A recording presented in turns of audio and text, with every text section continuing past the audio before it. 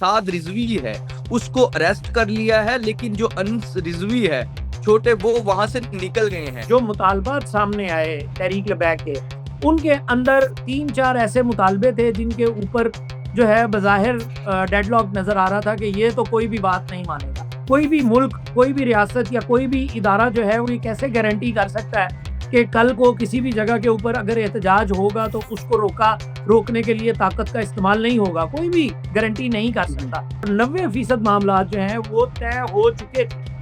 लेकिन एक बात के ऊपर, किसी एक ऐसे मामले के ऊपर डेडलॉक आया, जिसके बाद जो है वो फिर बात ज़ीरो पर चली गई। 4:30 बजे के नज़दीक ये ऑपरेशन शुरू हुआ जो कि सुबह तक जारी रहा, जिसके अंदर जो टीएलपी का मरकज़ी कंटेनर है उसको भी आग लगा दी गई। उसके अलावा जो लीडरशिप है उसको गोलियां लगने की और ज़ख्मी होने की इत्तलात आई। अस्सलाम वालेकुम नाज़रीन, मोहम्मद कज़ाफ़ी को फिर हाज़िर हैं नए दौर के प्लेटफ़ॉर्म से। नाज़रीन हमारे साथ मौजूद हैं मसूद चौधरी साहब। इनसे हम जानेंगे कि टीएलपी वाला मामला क्या है और क्यों स्टेट ने इतना बड़ा क्रैकडाउन पे किया मुरीदके में। अस्सलाम वालेकुम मसूद भाई, क्या हाल है आपके? अल्हम्दुलिल्लाह, दुआ है आपकी। मसूद भाई, क्यों इतना बड़ा क्रैकडाउन मुरीदके में किया टीएलपी पे, और ये सारा वाकया बताएं शुरू से, क्या-क्या चीज़ें हुई और क्यों मुज़ाकरात नहीं हो पाए और लास्ट में ये क्या हुआ कल रात जो हुआ वहाँ पे? देखें, सबसे पहली बात तो ये है कि तहरीक लबैक पाकिस्तान का एक स्टांस है गज़ा से मुताल्लिक और दीगर जो तमाम मामलात हैं उनसे मुताल्लिक एक एंटी अमेरिकन स्टांस है उनका उसके ऊपर, और फिर इसराइल से मुताल्लिका और दीगर चीज़ों से मुताल्लिका। सबसे पहले तो मैं ये कहना चाहूँगा कि हमारी ज़िम्मेदारी है बतौर सहाफ़ी कि हम आप तक और अपने सामीन तक दुरुस्त हक़ाइक़ जो है वो पहुँचाएँ। सो राय को शामिल किए बगैर मैं कोशिश करूँगा कि मैं जो है वो दुरुस्त हक़ाइक़ जो है वो सब तक पहुँचाने की कोशिश करूँ। और इस तनाज़ुर में ज़ाहिर है कि मुझे कुछ अल्फ़ाज़ हैं जिनका इस्तेमाल करना पड़ेगा, तो ज़ाहिर है कि हमें स्ट्राइक आती है मुख्तलिफ़ अल्फ़ाज़ को इस्तेमाल करने कोई बात पे। नहीं। तो उसके इस्तेमाल में ज़ाहिर है मुश्किल होगा मेरे लिए कि मैं जो है वो इन चीज़ों को करूँ, लेकिन ज़ाहिर है कि हमें अब बात तो करनी है, तो इस वजह से कुछ ना कुछ तो आप तक पहुँचाने की कोशिश करेंगे। अगर हमारी एडिटोरियल टीम किसी भी जुमले पर, किसी भी बात पर ये समझती है कि हमें उसको ऑन एयर नहीं करना चाहिए या उसके लफ्ज़ को, उस नाम को हटा देना चाहिए या उसके ऊपर कोई भी बात करनी चाहिए, तो वो ज़ाहिर है वो वहाँ पे करेगी, तो सामईन जो है वो बात एक तरह से समझ लें। जी। बिल्कुल, अच्छा, सबसे पहली बात, अब मैं क्लियरली बात करूँ तो उनका एक स्टांस है, उस स्टांस की वजह से वो बार-बार इस्लामाबाद भी आए, उन्होंने एहतजाज भी किए। गज़ा में जो अ, दवाइयों का भिजवाना और दीगर बहुत सारी चीज़ें, उनसे मुताल्लिक भी उन्होंने एहतजाज किए मादी के अंदर, और हुकूमत को मजबूर किया, फिर हुकूमत के साथ मुआहदात किए और फिर जो है वो दीगर फ़ेवर्स और दीगर चीज़ें ली। अब जहाँ पर हम हैं, जिस वक़्त में जहाँ पर ऑपरेशन हो चुका है, उससे पहले 10 तारीख की जो तारीख है वो दी हुई थी मज़हबी जमात ने, जो कि हम एहतजाज करें। अब टीएलपी ने जी, तहरीक। जी। 8 तारीख को 8 तारीख को रात को जो है वो उनके मरकज़ जो मस्जिद रहमत लिल आलमीन लाहौर में है, उसके ऊपर जो है वो पुलिस की जानिब से एक्शन किया गया। उस एक्शन के नतीजे में शहादतें भी हुईं, उस एक्शन के नतीजे में ज़ख्मी भी हुए, और वहाँ से फिर जो है वो बात बढ़नी शुरू हो गई। फिर उसके बाद हम देखते हैं कि 10 तारीख का दिन आया, उससे पहले और बहुत कुछ हुआ, उनकी फैमिली को अरेस्ट कर लिया गया, बच्चों को उठा लिया गया, फैमिली की तस्वीरें हमने देखी प्रिज़न वैन से, फिर उनके घर के ऊपर जो है वो एक्शन हुआ, तो हाइप क्रिएट हुई। इससे चंद दिन पहले तहरीक लबैक के जो एक और रहनुमा हैं, उनको भी गिरफ्तार किया गया और उनको एटीसी अदालत में भी पेश किया गया। वो जो हैं वो अभी भी हिरासत में हैं। अब जब इस तरह के मामलात होते हैं तो फिर बुजुर्ग हैं जो जो है। पार्टी जी, में बहुत सीनियर तरीन बुजुर्ग हैं वो, उनका नाम जी, है नायब याद। के नायब अमीर नायब हाँ, हाँ। तो हाँ, हाँ। ज़ाहिर है जब उनको गिरफ्तार किया गया तो उसके बाद से फिर चीज़ें जो है वो एस्केलेट होनी शुरू हुई और एक दूसरी पार्ट दोनों को एक दूसरे के ऊपर एतमाद नहीं रहा।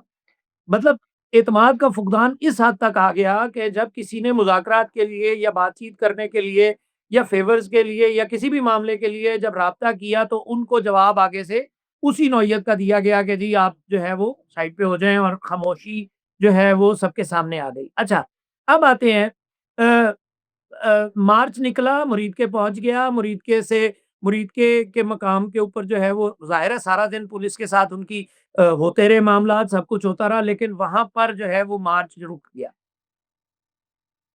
इंतज़ामिया की जानिब से कहा गया कि हम जो है वो मुज़ाकरात चाहते हैं, सोशल मीडिया के ऊपर भी दीगर जगहों पर भी बात हुई, हम मुज़ाकरात नहीं करेंगे। तलाल चौधरी ने एक प्रेस कॉन्फ्रेंस की, उस प्रेस कॉन्फ्रेंस के अंदर बल्कि 2 प्रेस कॉन्फ्रेंसेस की और उसके अंदर बहुत सारी ऐसी बातें की जिसको कि जो मज़हबी तबका है उसने पसंद नहीं किया।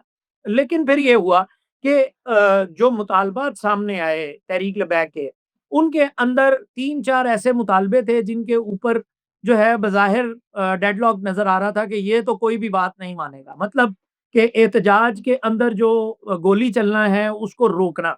वो उस एहतजाज को तो एहतजाज के ऊपर ज़ाहिर है कोई भी मुल्क, कोई भी रियासत या कोई भी इदारा जो है वो ये कैसे गारंटी कर सकता है कि कल को किसी भी जगह के ऊपर अगर एहतजाज होगा तो उसको रोकने के लिए ताकत का इस्तेमाल नहीं होगा। कोई भी गारंटी नहीं कर सकता। तो ये एक सबसे पहला डेडलॉकिंग पॉइंट था जहाँ पर हाँ, यहाँ पर मैं ये अर्ज़ कर दूँ कि गोली नहीं चलनी चाहिए, पुरअमन एहतजाज है, लेकिन जब आप किसी भी एहतजाज के ऊपर से कोई भी लिफ्ट कर लेते हैं, कोई भी चीज़ कर लेते हैं, तो फिर एहतजाज जो है वो नेक्स्ट लेवल पर चले जाते हैं।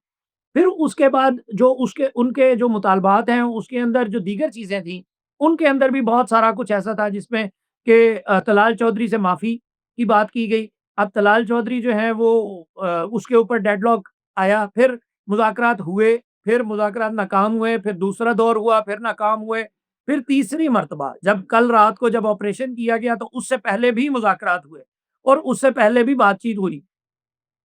ज़राए ये दावा करते हैं कि अमीन शहीदी शफ़ीक अमीनी और गुलाम गौस बगदादी, ये 2 अहम शख्सियत जो हैं, ये मुज़ाकरात के अंदर जो है वो वहाँ पर मौजूद थीं, जबकि अम आईजी इस्लामाबाद और चीफ सेक्रेटरी इस्लामाबाद जो हैं, उनके दरमियान में ये मुज़ाकरात हुए और सियासी शख्सियात में जो है वो साद रफ़ीक साहब के भाई भाई हैं सलमान रफ़ीक साहब, उनका नाम लिया जा रहा है कि उन्होंने ये जो है दरमियानी जो रास्ता है उसको किया, उसको इख्तियार करवाने में अहम किरदार अदा किया।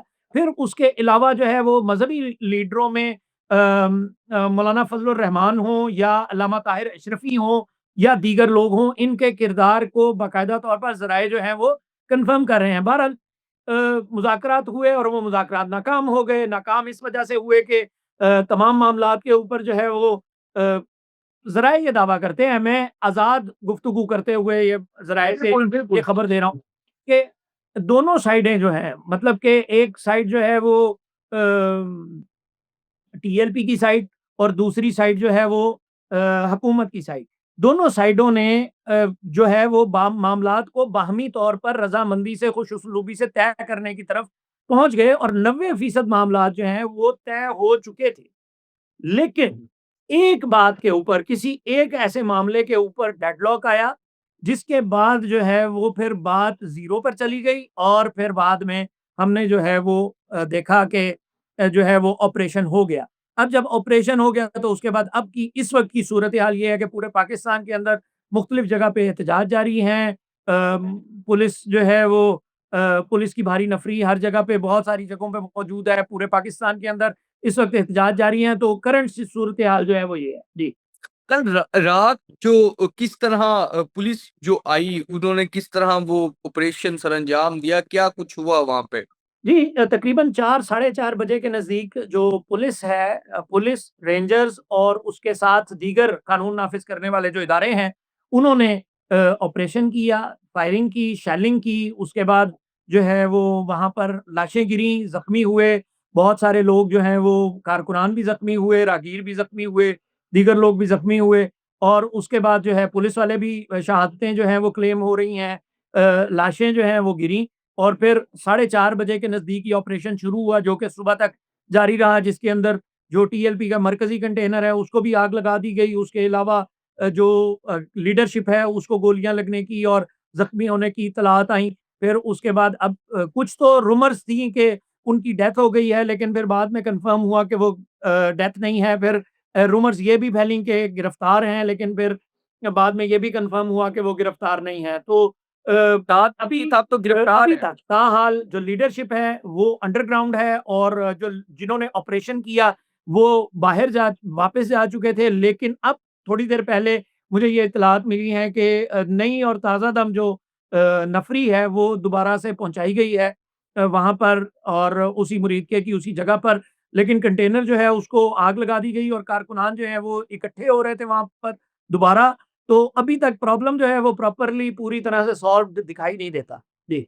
उधर से इत्तलात ये भी आ रही थी कि जो साद रिजवी है उसको अरेस्ट कर लिया है, लेकिन जो अनस रिजवी है छोटे, वो वहां से निकल गए हैं। तो क्या हकीकत क्या है?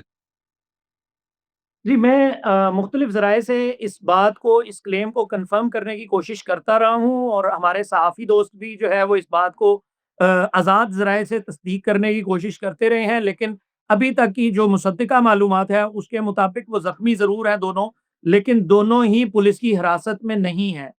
और पुल दोनों ही जो है वो हयात भी हैं।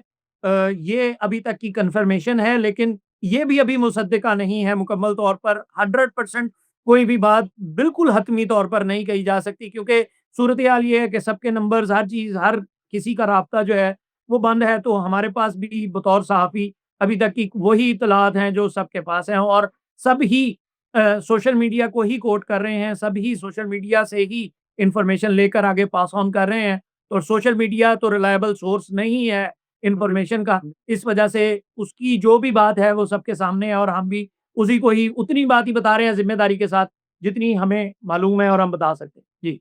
बिल्कुल नाज़रीन, मसूद चौधरी साहब हमारे साथ मौजूद थे और उन्होंने बताया कि ये जो टीएलपी का प्रोटेस्ट है, फिर उस पे जो पंजाब पुलिस की जानिब से जो एक पूरा ऑपरेशन हुआ है, वो तमाम चीज़ें हमें मसूद चौधरी साहब ने बताई हैं। फिलहाल के लिए नाज़रीन, नया दौर से मुअम्मर कज़ाफ़ी को और मसूद चौधरी साहब को इजाज़त दीजिए। खुदा हाफ़िज़।